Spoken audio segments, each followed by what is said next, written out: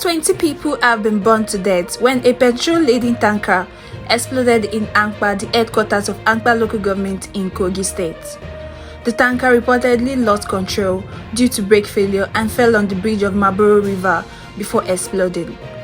An eyewitness said the incident happened around 3:30 p.m. on Wednesday, September 28.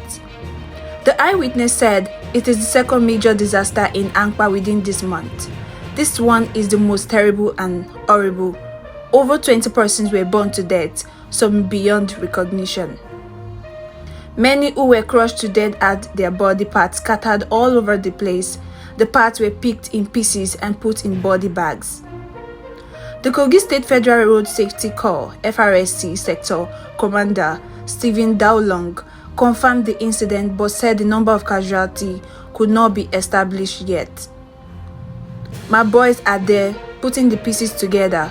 We don't know the number of dead yet. A tanker, one bus and 3 cars, 3 motorcycles were involved," he said.